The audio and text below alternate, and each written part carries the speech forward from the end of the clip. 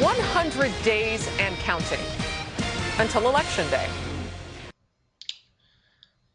That intro was a lot better than anything we could come up with. So, we're 100 days out from Election Day 2012. I wanted to post a little video talking about where we are, what to expect in the next 100 days, some things that I think are important to keep in mind.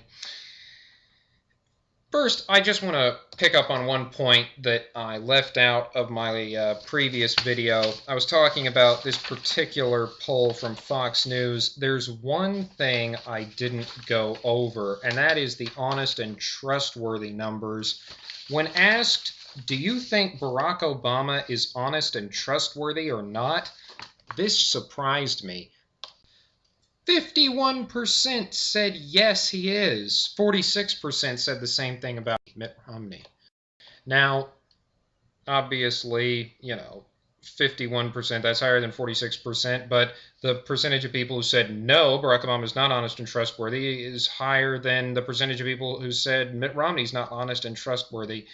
And that is down. His honest and trustworthy numbers are way down from their peak of 73% in April of 2009. But I just have to ask the people who still think he's honest and trustworthy, if these numbers are even close to accurate, then let me just ask you this. How many times does this guy have to lie to you before you won't trust him? Most people I know, at least the people in my family, one lie is enough to cost you their trust, okay? So that's one of the reasons I don't lie. But the thing of it is, these people must have an incredibly high threshold for lying, for, how many lies it will take not to trust somebody. On a similar note, actually, let's get off of that. I want to talk a little bit about Romney's selection of a vice presidential running mate. Obviously, that's going to be big news when it comes. People are anticipating it. In my mind, Romney's short list for VP should consist of 5 people. Condoleezza Rice, Marco Rubio, Chris Christie, Rob Portman, and Bobby Jindal.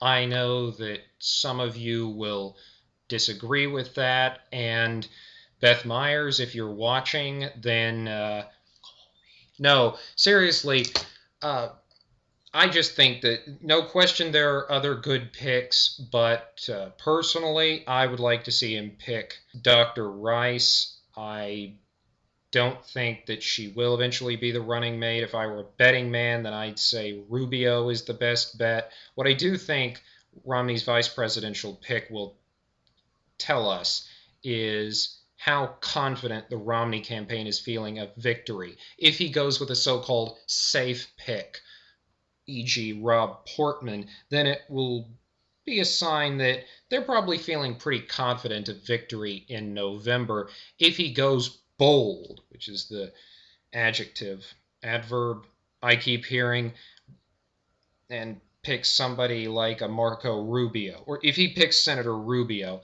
then that's a sign, they feel the need to go bold and just really, shake things up. What they're probably most likely to do is to kind of split the difference and pick someone who is both an unquestionably qualified nominee, someone ready to be president if anything should happen to President Romney, but would still energize the base and be not as, forgive me, Rob, boring or dull as Vice President Portman. That's where you get people like Chris Christie, Condoleezza Rice, and Bobby Jindal. It could be someone else, but I think it's a pretty safe bet that it's going to be one of those 5 people. That's all I'm going to say about this because, as I've said, my primary purpose in posting these videos is to fill a void that I've noticed in our political discourse, and this VP stuff has been talked about ad nauseum. So that's all I'm going to say about that.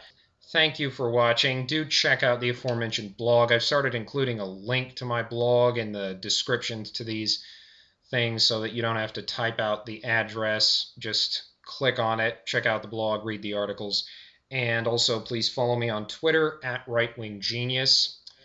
Again, thank you for watching, and don't forget to subscribe. Don't mess with the right-wing genius.